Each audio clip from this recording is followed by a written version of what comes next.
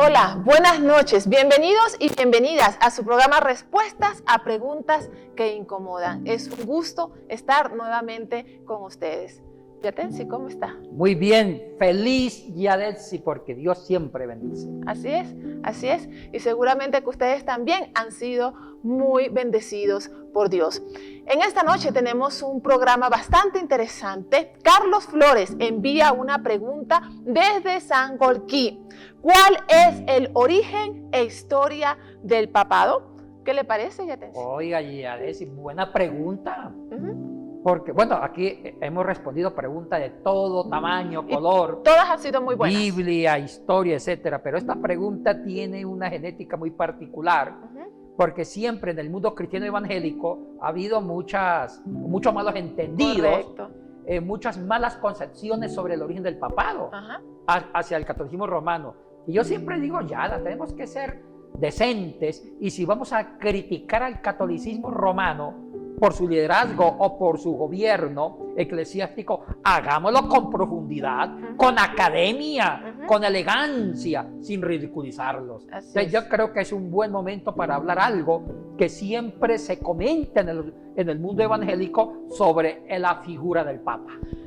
¿De dónde procede el término Papa y qué es lo que significa? El término Papa es griego. La palabra original es pater, que es la pi, alfa, la tau, la eta y la rho. Pater significa padre. Pero hay un derivado que es más coqueto, más íntimo, y es precisamente la palabra paps, que puede tener dos acepciones, la pi, la a, y también otra vez la pi. Entonces siempre se origina el término papas. Pi, alfa, sigma. Papas, que es un derivado de la palabra pater. Y papas significa papacito. Padre en sentido más familiar. Es muy parecido con el arameo. En el arameo, el Padre celestial a Dios es Abí, pero Padre terrenal es Abba. Lo mismo sucede con el griego. Para decir padre, inclusive el concepto de padre no solamente era restringido a un papa carnal, también a una autoridad, inclusive hasta a un rabí, y al mismo Dios. Entonces se dice pater. Pero cuando se usa un sentido más coqueto, más íntimo, refiriéndose a una persona muy cercana, especialmente a un padre en forma genética, se dice papas, que es una declinación de la primera declinación, los sustantivos masculinos terminados en as, cuarta sección. ¿Y en qué sentido se usa para el Papa católico? Bueno, el término papa significa papá, padre. Hay un malentendido de parte de nosotros los cristianos. Pensamos que el concepto de papa se dio desde el comienzo al monarca de Roma, y no es así. Hay una historia. En la iglesia primitiva del siglo I y siglo II, no había una figura eclesiástica universal, como decir un solo papa para toda la iglesia, y especialmente de Occidente. Porque con la historia se van dibujando dos iglesias que se van a dividir: la iglesia de Occidente y la iglesia de Oriente, de habla griega. Entonces, aclaremos algo. El gobierno eclesiástico se daba en iglesias locales, y se fue constituyendo más el término episcopus, o sea, obispo. El término obispo fue el término que se usó desde la iglesia primitiva para los líderes eclesiásticos de cada ciudad. Entonces, en el siglo I y II se hablaba de un obispo de iglesia. Ahora, pero el concepto de obispo de iglesia no era un obispo en sentido jerárquico, un jefe, no. Se estaba hablando de un obispado colegiado. Significa que en cada ciudad habían varios obispos.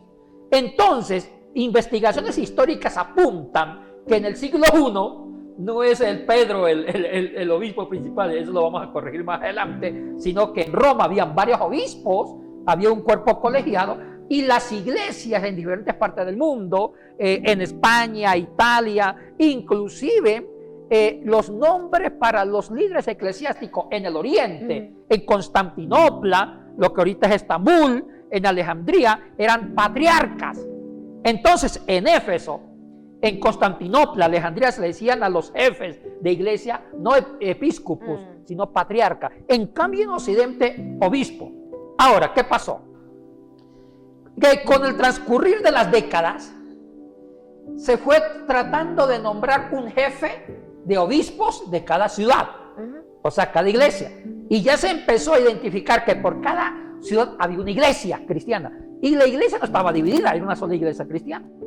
Entonces, pero ya el concepto de papa se usó primeramente en Asia Menor, lo que ahorita es Turquía. En Asia Menor, por Colosas, Éfeso, Tiatira, ya se usó el término papas en griego para decirle al jefe eclesiástico papá, jefe en sentido coqueto. O sea, ellos veían al jefe eclesiástico como un padre. Ya la palabra papas no nació en Roma primero, nació en Asia Menor, lo que antes era Éfeso, Colosas, Tiatira y que ahorita es Turquía. Cuando el catolicismo lo usó originalmente en su vocabulario para asignarlo al obispo de Roma, a partir del siglo XI. A partir del siglo XI ya se empezó a usar la palabra papas para describir y para nombrar al obispo romano. ¿Ya? ¿Quién fue el primer papa yatense? Ay, Creo que hay bastantes teorías alrededor de esto, ¿no? Esto está fuerte. La tradición católica, no digo que toda la cristiandad, tanto evangélica y iglesia histórica, van a decir que fue Pedro. Pero en la tradición católica se dice que fue Pedro. Ya. Ahora, voy a manejar dos fuentes, la bíblica y la histórica. Antes de esa tradición nunca se pensó que Pedro fue el primer papa. ¿Cuándo se pensó que Pedro fue el primer papa? Que realmente también le llaman obispo de Roma. Aclaremos algo. El término papa no es exclusivo para el obispo de Roma. Hay varios nombres. Su santidad, vicario de Cristo, también le dicen obispo de Roma. Entonces, el nombre de obispo de Roma se mantiene. Pero a partir del siglo XI se volvió popular el concepto de papas. Correcto. Significa papa. Ahora, hay un catálogo que se escribió hacia el año 350 después de Cristo, el famoso catálogo liberiense, o también lo suelen llamar catálogo liberiano. En el año 350 apareció el famoso catálogo liberiense. Es con ese catálogo, y fue escrito por el Papa o el obispo de Roma, Dámaso. Bueno, es que ya acostumbramos a decir papa a los obispos antes del siglo XI, por la tradición. Pero el obispo romano, Dámaso, que ahorita lo llaman como papa, hacia el año 350 elaboró un catálogo liberiense, distinguiendo la sucesión apostólica y diciendo quién fue el primer obispo romano, que ahora se llama papa. Y él fue el que dijo, fue Pedro. Pone después Clemente romano, y a partir de ahí empieza a enumerar una serie de obispos. Ahora, Clemente romano fue posiblemente el sucesor de Pedro, según la tradición del catálogo liberiano-liberiense, confesionado por el Papa o obispo romano Dámaso. A partir de ese catálogo Yada, se ubicó cronológicamente todos los sucesores de Pedro. Y ahí, con ese catálogo, es el primer documento Yada, es el primer documento histórico oficial donde nombran a Pedro como el primer obispo romano, Clemente el segundo, y así sucesivamente hasta llegar a Dámaso. Correcto. A partir de ahí, la tradición católica sigue sumando a ese catálogo los sucesores posteriores del siglo IV, cuando se escribió el catálogo en el año 350. El último papa es el Papa Francisco. O sea que el catálogo liberiano está abierto. Sí. Se sigue inscribiendo y escribiendo los nombres de los papas. Ahora, ¿cuán serio es este documento o este catálogo? Bueno, hay un problema. Se escribió en el siglo IV. Ya. hay una pregunta académica. El Papa Dámaso, o el obispo romano Dámaso, cuando lo escribió en el año 350, ¿qué fuentes bibliográficas, históricas para decir que Pedro fue el primer obispo romano, que Clemente el segundo y así sucesivamente? Ajá. ¿Qué documentos usó? Porque antes del catálogo liberiano nadie se había cuestionado los sucesores de Pedro y nadie se atrevió a decir que Pedro fue el primer obispo romano. Correcto. En forma categórica. Ajá.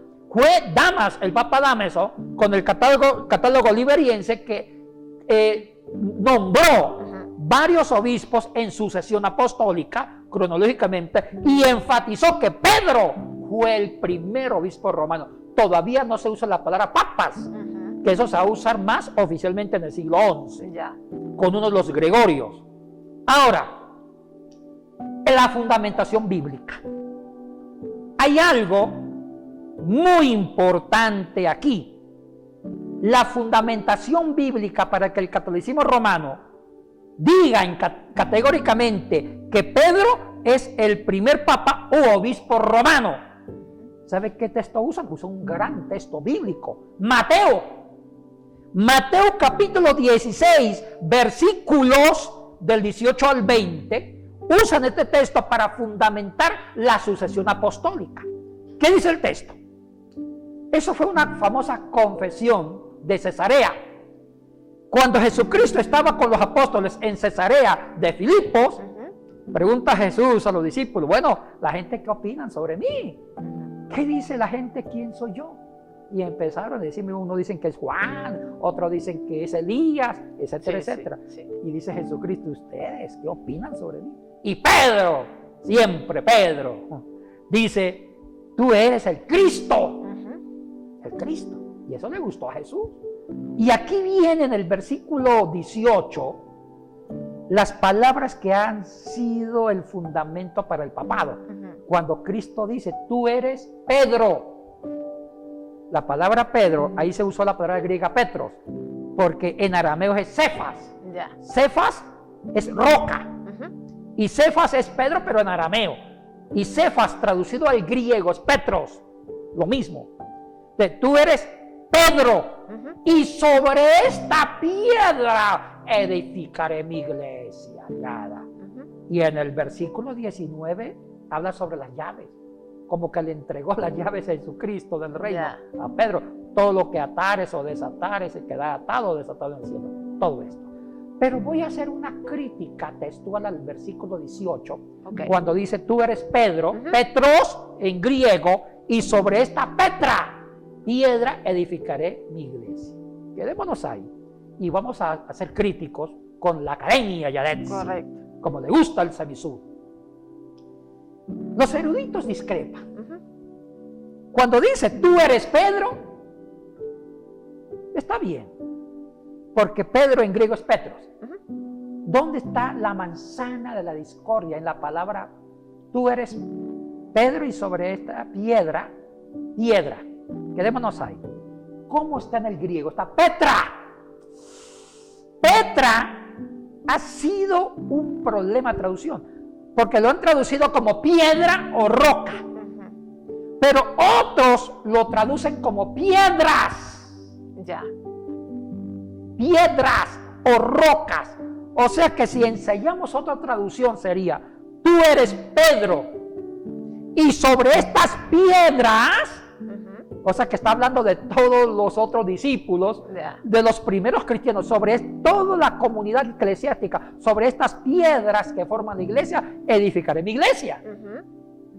Pero la tradición normal dice: Petros, sobre esta piedra, roca, edificaré mi iglesia. Entonces, cuando se traduce en singular, sobre esta piedra, edificaré mi iglesia, se piensa que Jesucristo le está diciendo a Pedro: tú eres Pedro, y sobre esta piedra, o sea, sobre Pedro mismo, voy a edificar la sucesión apostólica y la iglesia. Entonces, ese es un argumento bíblico fuerte que lo usan para fundamentar que Jesucristo se refería, que Cristo estaba inaugurando, estaba fundamentando el comienzo del liderazgo jerárquico de Pedro, la sucesión apostólica. Ahora, pero no necesariamente un papa, ¿o sí? Bueno, si se traduce como Pedro sobre esta piedra, Yada, sí se da a entender que Pedro va a ser la base angular de edificar toda una iglesia. Ahora también, sí, tiene razón, Yada. Eso tampoco significa, pensemos que esté bien la traducción de piedra. Pensemos que esté bien ya. Pedro sobre esta piedra edificaré mi iglesia. Pensemos que esté bien. Aún así, tampoco da a entender que Pedro es el primer papa, ni aún así. Pero otras traducciones, son más complicadas. Dice, sobre estas piedras edificaré mi iglesia. ¿En qué se basa o en qué se fundamenta? En la palabra Petra. Aquí hay una discusión académica de los biblistas científicos hasta el día de hoy. Si hay que traducir Petra como piedra o Petra como piedras. Yo, Yatensi Bonilla, personalmente me sumo a la segunda teoría, que es piedras. ¿Por qué? En el griego hay un género que se llama neutro, y usted lo estudió, que se llama la segunda declinación, la segunda acepción, sustantivos neutros terminados en on, como ergón, obra, como rodón, rosa.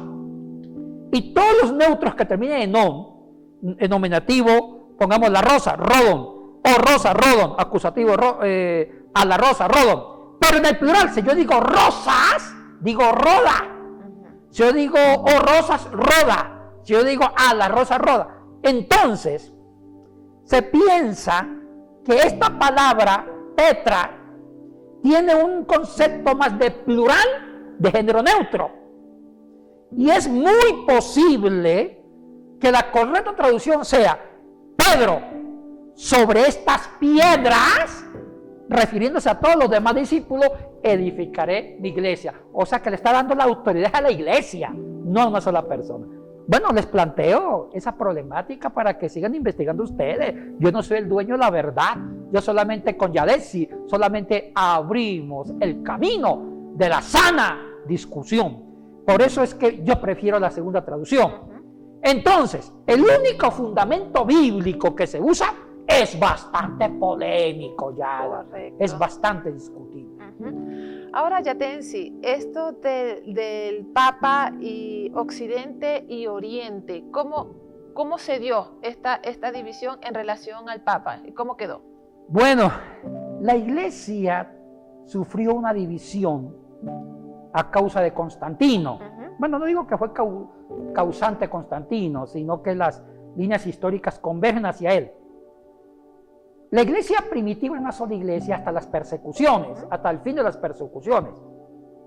Cuando se puso fin a las persecuciones con el edicto de tolerancia, me refiero a Galerio, 311, y se reafirmó el fin de las persecuciones con el edicto de Milán, con Constantino, ya Constantino fijó la capital de su reinado, Constantinopla, aunque ya lo había hecho Diocleciano anteriormente y los otros sucesores. Y Constantinopla era el comienzo hacia el oriente, partiendo de occidente, hacia la Europa más oriental y hacia Asia.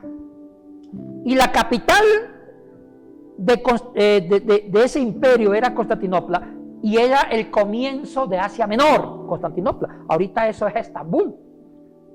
¿Qué pasó ahí? De un comienzo, con el fin de las persecuciones, se fue dividiendo la cristiandad.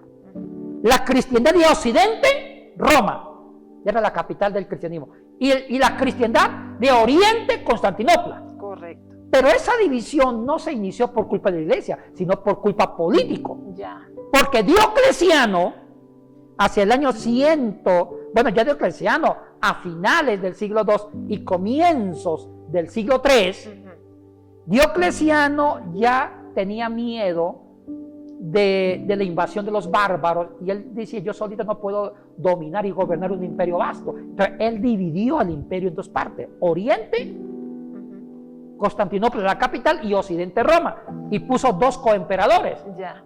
Eso fue a comienzos del siglo III, ya a finales del siglo II. Entonces, a finales del siglo III, comienzos del siglo IV, disculpen. Eso empezó hacia el año 292. Finales del siglo III, comienzos del siglo IV. Entonces, ¿qué pasó ahí?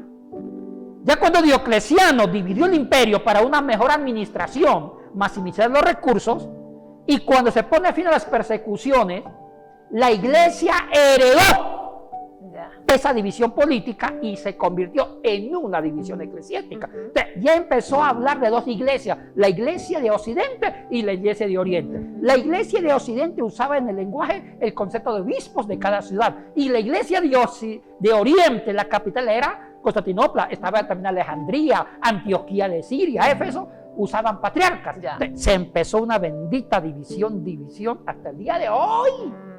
Pero esa división no era tan marcada, porque sí había una unidad. Y el Papa era el jefe de Occidente y no tenía mucho poder en Oriente.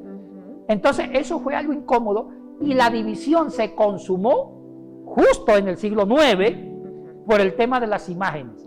Esto es algo complejo. Pero cuando se nombra a un Papa, y se nombra para Occidente nada más, ¿cierto? No incluyendo a Oriente, sino que después es que forma parte Oriente de este papado, o este papado de Oriente.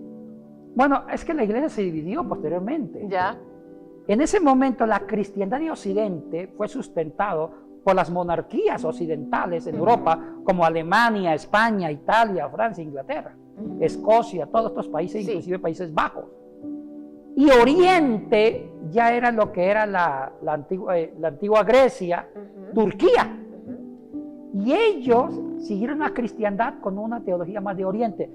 Ellos formaron la famosa Iglesia Ortodoxa Griega. Así se identificó. Entonces, habían dos grandes iglesias: la Iglesia de Occidente, dependía del Papa, y la Iglesia Ortodoxa Griega, que también se nombró un patriarca, la Iglesia Oriental. Pero se sumó la Reforma Protestante. En el siglo XVI, cuando se da la Reforma Protestante, se divide más lo dividido. Ya no son dos grupos.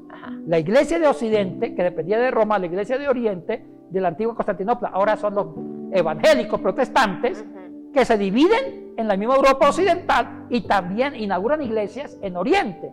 Entonces, ahorita hay tres grupos hasta el día de hoy. Pero también después se sumó la Iglesia Copta. Y esto es un chichón, como usted misma diría. ¿Cómo fue esa tensión, Yatensi, entre el papado o la iglesia y el Estado? Aquí viene algo muy importante, y uso su pregunta para dar un buen comentario histórico. Antes del siglo VI,